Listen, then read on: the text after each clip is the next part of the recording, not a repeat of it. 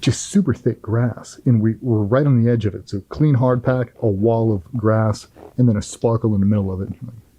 Sparkle being an IR beam from the gunship showing where this guy is. Right. You're looking at that, you're looking at everybody else. Okay. You guys ready? So, forward. We all take a step in the grass. Take another step, and by 3 or 4 steps into it, we've all grabbed arms because it's so thick. I mean, you can't see him. He's right here. That's how thick it is. I mean, it is thick, dude. If I remember correctly, I'll just say, 10 to 12 guys went on that initial push. And at some point, we're walking down to just, if you just imagine Jesus had a flashlight and it's just pulsing on the ground, that's what it looks like. Mm-hmm. Nobody else can see it, just you on night vision. And you're looking at that thing and you're getting closer and closer. It's getting quieter and quieter. And he's walking on, he's like 25 feet, 15 feet. Mm-hmm. And he's whispering to you and you've got it in your ears and you're like, 10 feet. You can just feel it just boom, boom, boom, boom, boom, boom, boom. 5 feet. Third guy from the left, you're standing on him. 1, 2, 3.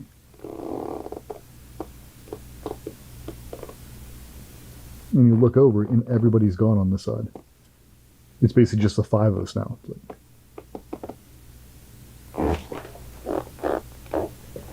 Ain't nobody here.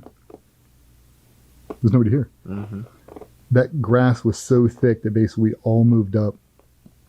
We stopped right at the sparkle and these guys continued to move and we lost them in the tree. That's how thick it was. So now we've got the sparkle in between all of this and Jay calls the audible. He's like, hey, there's a flat patch out there. It looks like a football field. There's no terrain over there. There's no grass. We're going to get out of this brush. We'll re-attack from this side. So we got the sparkle in between. These guys are still maneuvering. We turn and now we walk.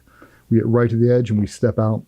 And now we're in this open field as far as you can see in all directions except for this nightmare. And we're trying to get a head count. We're down 5 dudes. Like, where are they? Mm-hmm. We're trying to find them. We're trying to find them. Nothing. And we're standing right on the edge of this ditch, probably 15, 20 feet back from it. And we're actually going to bring Maddie in here. And me and him are going to debrief this at some point. Yeah. Because I have never talked to him about that night. I've never talked to anyone about that night. Not Jay Redmond, none of them. They got 2 shot up and then we all split. So we've never actually had a formal debrief. And I'd love to have one to get... Because this is all my interpretation of what happened from my vantage point. So this isn't gospel. This is what I remember. Right. We were standing there trying to negotiate on how we're going to go back into this because ISR is saying he's right there. But he's not. What the fuck we've been chasing? Is it a dog? Is it a goat? Like, is there something that just ran out in the field? Now we're chasing this dude? Like, where is this guy now? But now we've got those guys. We're trying to recall them. And what had happened was... on that patrol in, we all pushed to assault 2. All these guys didn't. So now you break comms. They're on assault 1. We're on assault 2. And we're trying to bounce back and forth and we can't get them. For whatever reason, now maybe they pushed too far back. Those guys ended up doubling back and coming back to us to the original point. We've already moved off over here and now we're all facing back this way. Mm-hmm. Now we're in a Polish ambush. We still got all the assaulters, 300-400 yards way back in the main compound. We're trying to find this guy. And the way I remember it is Jay is just in front of the ditch. Luke the corpsman, Matty Roberts, Jay the JTAC, myself and the Terp. And there's basically 3 abreast. The Terp and me, I'm standing directly behind him. And as I recall it, I could have sworn it was Jay. I think I've heard a different story that it was the corpsman. He yelled, hey. And in my mind at that moment, he was yelling at the other assaulters like, hey, we're over here. The moment he said, hey, we all got shot. And that dude was basically in that tree line, closer from me to you. He was just laying down in the prone with a belt fed. And just, hey, and he shot everybody. Hit Jay, hit the corpsman, hit Maddie. They all dumped me, the JTAC, and the Terp. All basically starburst. The JTAC ended up jumping probably 10 feet behind me. There was a single tractor tire. I mean, like a 33-inch tire. I mean, not a huge tire, but that big. Mm-hmm. Just sitting in the middle of the field, just sitting there. He jumps behind it, and I sprint to the left. There's a row of trees. So, big wall of grass, a couple rows of trees, and then empty nothingness. I run to the tree, and as I'm doing it, it felt like I was running on top of M80s. All the ground underneath me was just exploding, just everywhere. And I'm just running as fast as I can. It's not a far run, but I dive behind this tree. And essentially what had happened is you had that guy, multiple guys sprinted out, and one of those dudes stopped on this side, and they were going to try to get us into an ambush and contact us from multiple sides. So when I dove behind that tree, either that dude or this dude completely opened up on top of me. And that was definitely a surreal moment because I was completely fucked. Like, you couldn't do anything. Again, 0% illume. You couldn't see anything. Nothing.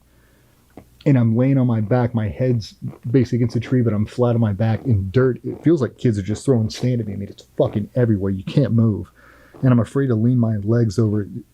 It feels like they're shooting everything but me. Like, you can't move. And at one point, I rolled over my head, and I could just see Jay laying behind that tractor tire. I could see Jay Redmond off to the corner, crawling around like on all fours. I could see Maddie there trying to stand back up. I could see the corpsman. He got shot through tib fib, really bad shot. He's yelling. Maddie's trying to drag him back, and I'm trying to determine, like, I have an out. It ain't a good one, but it's better than being fucking stuck right there. And I yell at the JTAC. I'm like, Jay, I've got an out. Out this way. Come to me. Come to me. I'm screaming. And he said, fuck you. Come to me. I'm like, why the fuck do you want me to come to you? And I was, in that moment, it must have been like Marcus Luttrell. Like, I just didn't want to die alone. Mm-hmm. Like, I would rather just get up and run back into that hail of bullshit and get killed with all those dudes than I would to be the lone survivor. I mean, get to make a move. And he looked at me again. He's like, send it. And I got up and I ran as fast as I could straight for that tire. And I did some sexy Navy SEAL slide, ate shit. I can roll behind that tire with him, like trying to catch my breath. And it feels like a continuous Hollywood belt. And the whole time rounds are just skipping between these dudes. They're trying not to make any noise. And that's when you see Maddie stand up. He grabs the corn by the back of the plate carrier and is dragging him back. And then a big burst. And Maddie falls down again. Stands back up, grabs that dude again and drags him back. Gets shot again. Falls down again. Gets back up and is dragging him back again. Jay's on all fours and he yells something. I can't remember what he said. But I remember he leaned up and looked over, and right when he did, that guy shot him in the face. And it spun him. It looked like a wrestling move. His whole body spun so fast, he hit the fucking ground, and he was dead. 100%. Died 30 feet. Like, dead.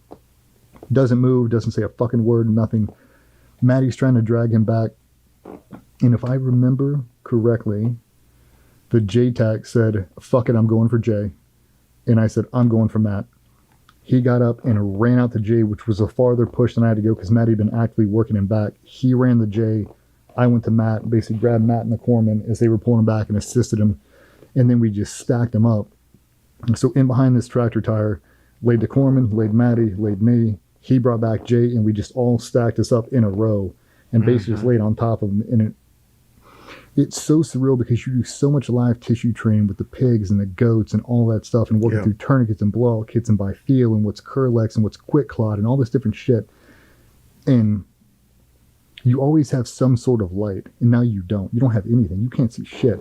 And at one point I said to the dudes, I was like, dude, I got to break out a fucking red lens. And you would have thought I was the Antichrist. Like, I can't see how bad this is. Like, this is not a movie. This is not a training scenario. Like, I can't, you're so fucking shot up, I can't do anything for you.